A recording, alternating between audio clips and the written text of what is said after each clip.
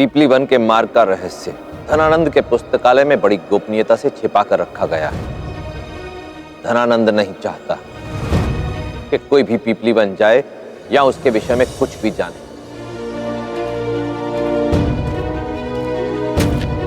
उसका केवल एक उद्देश्य है, पीपली वन के अस्तित्व को धरती से, लोगों की स्मृति से सदा के लिए मिटा देना।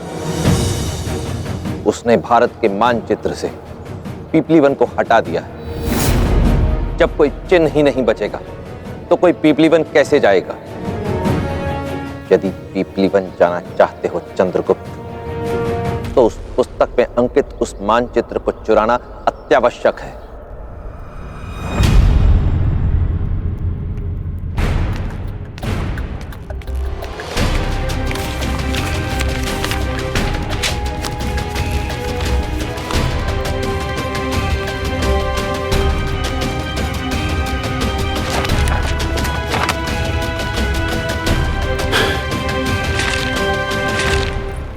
दास के विषय में शीघ्र ही कुछ करना होगा।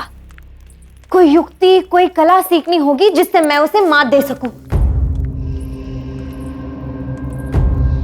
ये सेब खाइए राजकुमारी, सेब खाने से तनाव कम हो जाता है।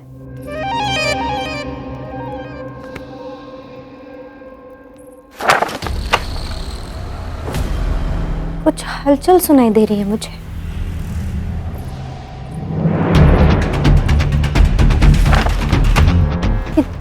दास इस समय यहाँ क्या कर रहा है? इसने तो भाई से कुछ समय का अवकाश काल मांगा था। कदाचित इस अवकाश काल में पढ़ेगा, ये अध्ययन करेगा, विद्वान बनेगा राजकुमारी।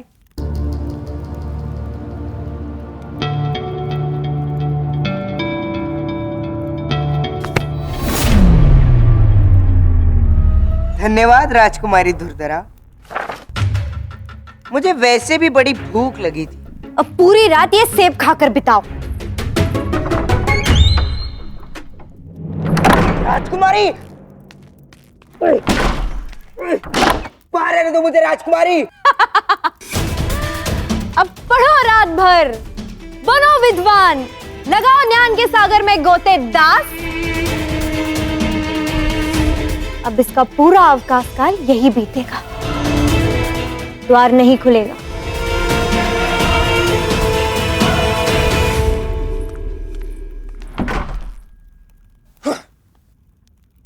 हर बार मेरे मार्ग में नक्शड़ी राजकुमारी क्यों आ जाती है? मैं बाहर कैसे निकलूं?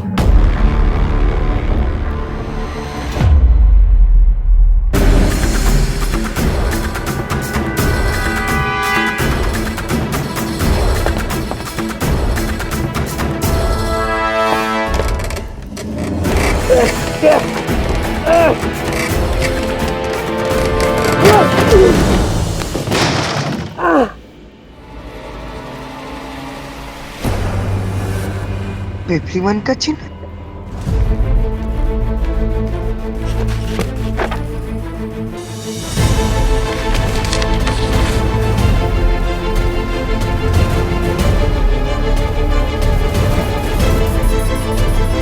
तो ये है उस खोए हुए साम्राज्य तक पहुंचने का मानचित्र, पीपली वन तक पहुंचने का मार्ग।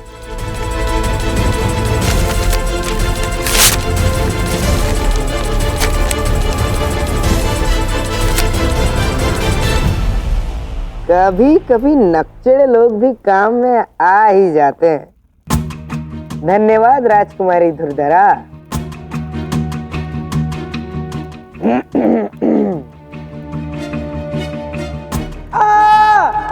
ये तो उसी दास का स्वर है। प्रतीत होता है उसे कुछ हुआ है। मुझे उससे क्या? किंतु राजकुमारी आप ये मत भूलिए, इस समय वो सम्राट का प्रिय बना हुआ है, और यदि उसे कुछ हो गया तो 100 प्रश्न खड़े होंगे।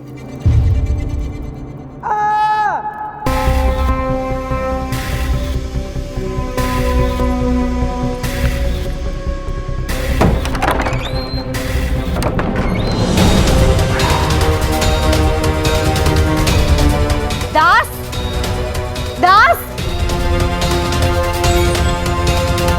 दास। कदाचित आप मुझे तो नहीं ढूंढ रही राजकुमारी?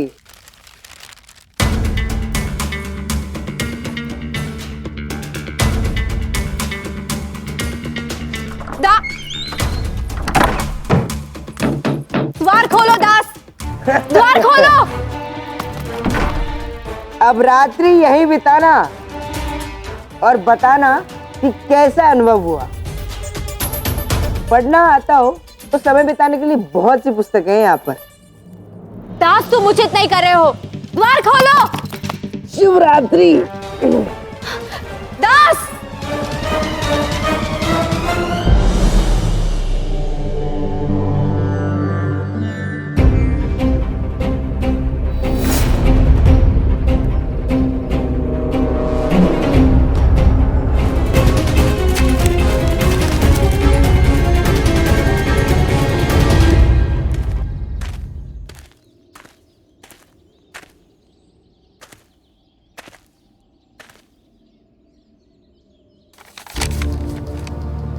अरे आप यहाँ कैसे?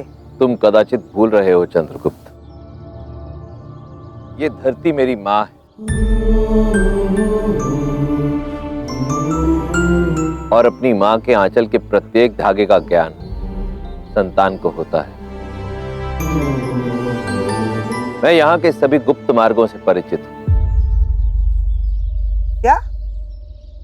खंड भारत के रचयिता, यदि आपको इन मार्गों का ज्ञान पहले से ही था तो आपने मुझसे इस मानचित्र को क्यों चोरी करवाया? पहले अपनी ज्ञान की गंगा बहा देते और बता देते कि पिपली वन का रास्ता कहाँ है, वहां कैसे पहुंचा जा सकता है। और वैसे भी ये मानचित्र किसी भी काम का नहीं, इसमें कोई मार्ग नहीं है जिससे पिपलीवान जाया जा सके। सम्राट बनने के लिए दृष्टि ही नहीं, दृष्टिकोण भी चाहिए, परंतु अभी तुम्हारे पास केवल दृष्टि है। कोई बात नहीं, शीघ्र ही तुम्हारा दृष्टिकोण भी बदलेगा। इस मानचित्र में वो सभी जानकारी उपलब्ध है जो तुम्हें पिपली वन तक पहुंचा सकती है, परंतु प्रत्यक्ष रूप में नहीं है, गुप्त रूप में है। यदि धनानंद इसे एक रहस्य रखना चाहता है तो स्वाभाविक है कि कूट भाषा में ही लिखा होगा।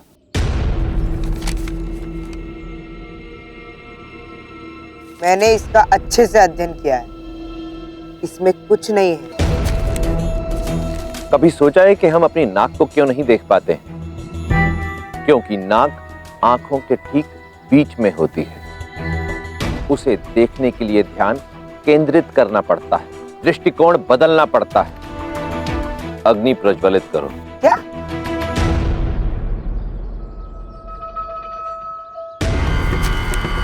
जैसी आपकी आज्ञा ज्ञान गंगाधारी।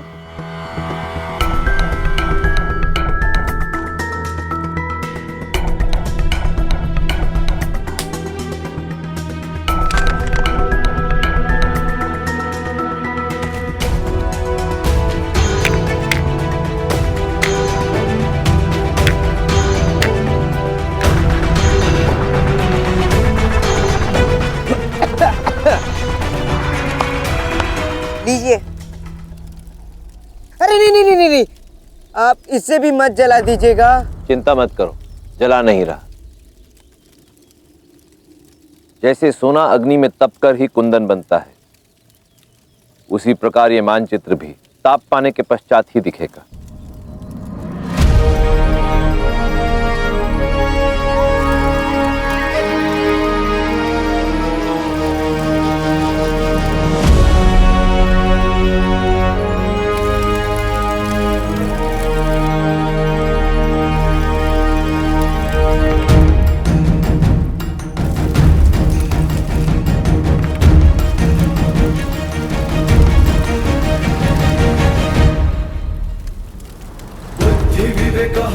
देखो,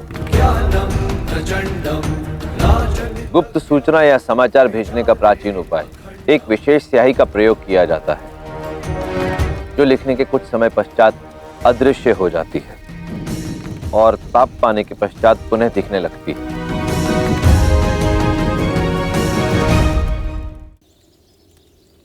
तो क्या लिखा है इसमें? इस मानचित्र पर एक पहेली लिखी है। चंद्रिका भरी रात में चमके भानु राज, चहु और विकट तमस हो, बस एक स्थान उजास। भोर सांझ के खेल में उलझा, यात्री मार्ग ने घेरा हो, सुबह सांझ का एक पथिक हो, एक माह का फेरा हो।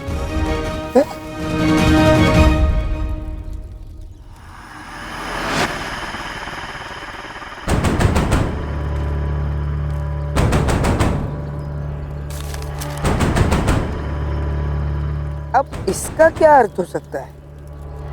चांदनी रात में सूरज चमके, चारों ओर अंधेरा हो और एक ही जगह उजाला हो, ये तो असंभव है। सुबह सांझ का एक पथिक, एक माह का फेरा, क्या बकवास है ये? मुझे लगता है आपको भ्रम हुआ है। ध्यान से देखिए इसे। मैंने वही बोला है जो इस मानचित्र में लिखा हुआ है। इस पहेली का उत्तर भी तुम्हें पीपली वन जाकर ही मिलेगा। यदि आपको इसका उत्तर ज्ञात है तो आप मुझे बता क्यों नहीं देते? क्यों मेरे लक्ष्य तक पहुंचने की प्रतीक्षा कर रहे हैं आप? क्योंकि कई बार यात्रा लक्ष्य से अधिक महत्वपूर्ण होती है चंद्रगुप्त। मैं ईश्वर से कामना करूंगा कि तुम्हारी यात्रा मंगलमय हो, सफल। परंतु हाँ, एक बात का विशेष ध्यान रखना, अपने लक्ष्य पर पहुंचने की शीघ्रता में छोटा मार्ग मत चुनना। वो मार्ग सुरक्षित नहीं, उस मार्ग में नरभक्षी जीव भी हो सकते हैं।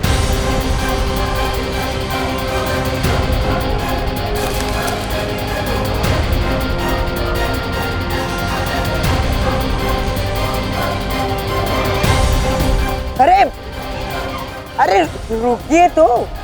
शुभ यात्रा चंद्रगुप्त।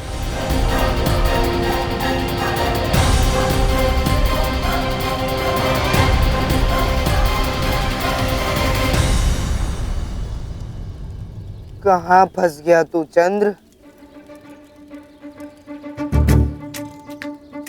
एक तरफ ये विस्फोटक पहेली, दूसरी ओर वो खुलिशिका वाला ब्राह्मण, और तीसरी ओर सम्राट धनानंद।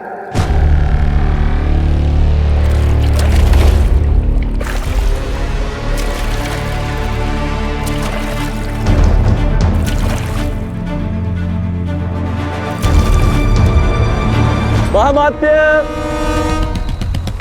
साम्राज्य इस नाव के समान होता है जिसमें अनेक छिद्र होते हैं जो शासक और शासन को डुबोने में लगे रहते हैं।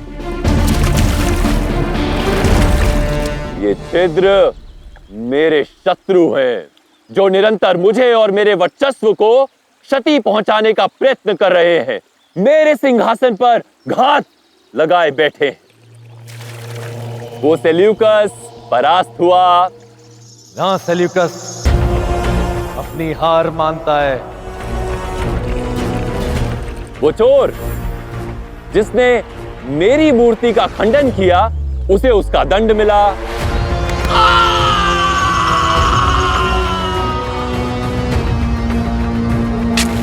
वो कृषक जिसने विद्रोह किया, उसे मृत्यु दंड मिला। और वो दासी मूरा, वो तो मेरे जूतों के तले है। जब चाहूं उसे मसल दूं। किंतु अब भी हम इस तथ्य से अनभिज्ञ हैं कि मेरी लाडली बहन पर आक्रमण करने वाले लोग कौन थे।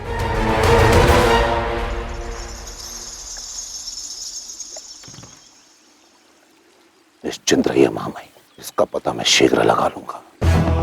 ये देखिए, इस नौका में जितने छिद्र थे वो सब मैंने रोक लिए और साथ ही साथ नौका का सारा जल बाहर निकाल दिया है।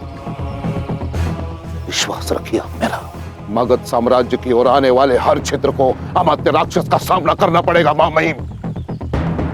अभेद का कोई भी कार्य अमात्य राक्षस कभी अधूरा नहीं छोड़ेगा। विश्वास रखिए आप मेरा। क्या आपको पूर्ण विश्वास है महामात्य कि आपको दिया हुआ कार्य आपने पूर्ण कर दिया है?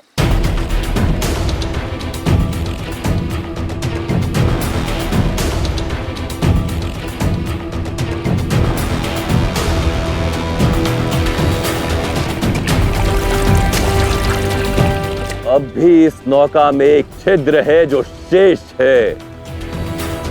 वैसे ही एक अदृश्य शत्रु है जो मुझे व्यक्तिगत रूप से क्षति पहुंचाना चाहता है, और वो शत्रु ठीक आपकी नाक के नीचे है।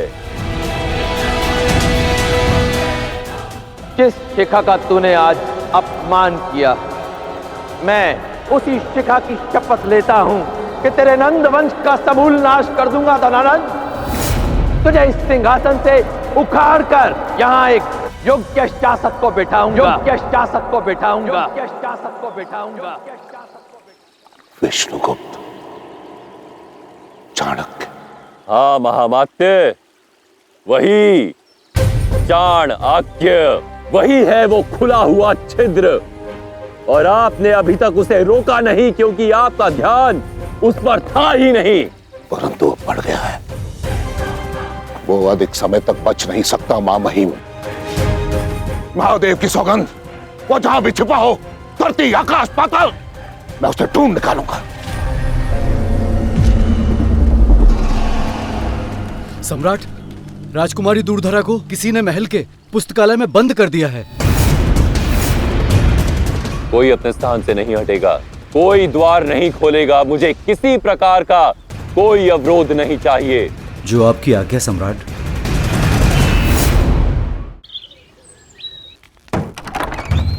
दूरधरा, तुम सुरक्षित हो? किसने किया ये?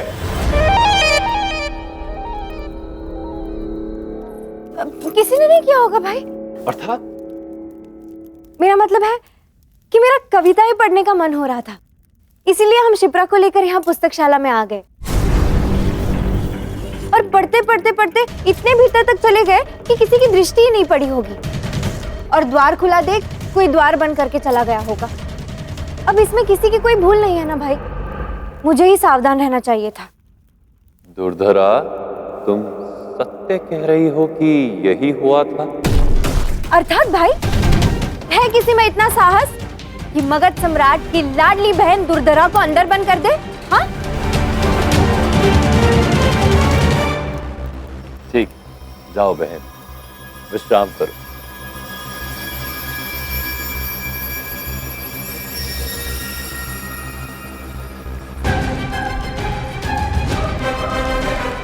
दास को उसके किए का दंड भाई से नहीं दिलवाऊंगी, मैं स्वयं दूंगी।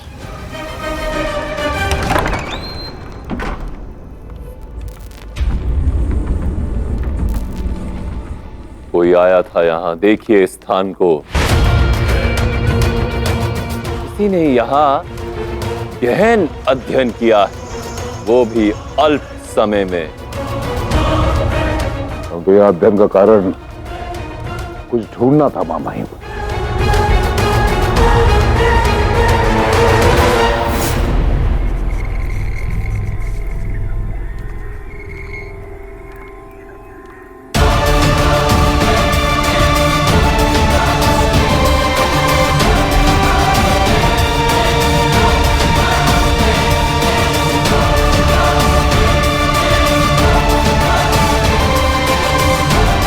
ये देखिए मां महिम,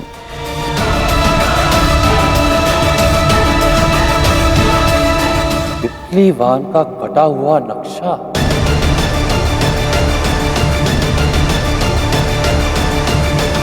कोई है जो पिपलीवान के विषय में जानना चाहता है। कौन हो सकता है जो पिपलीवान जाना चाहता है महामात्य?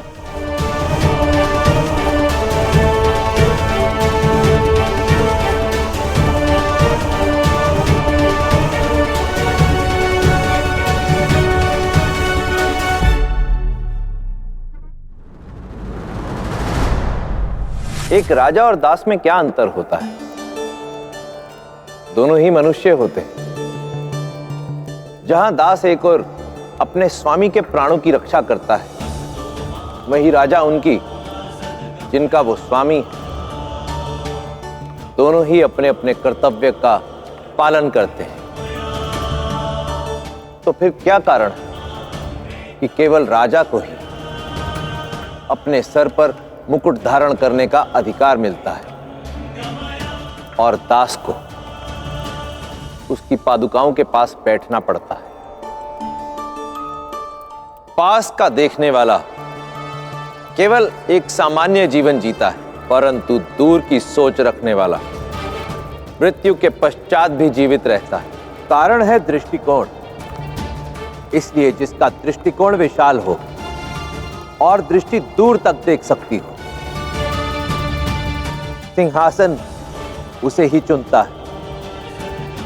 इसलिए कुछ भी करने से पूर्व उसके दूर के परिणामों पर अवश्य विचार कर, क्योंकि यह आपकी दृष्टि पर ही निर्भर करेगा या आप सर का मुकुट बनेंगे या चरणों की पादुका। नीतियां मेरी, नियति आपकी। सम्राट की इच्छा है कि पीपली वंश संसार से अज्ञात रहे, परंतु वो दास उस मार्ग पे चल पड़ा है। पीपली वन पे दृष्टि डालकर उसने सम्राट की गरिमा को, उनके वैभव को चुनौती दी है। ढूंढो उस दास को और वध कर दो उसका।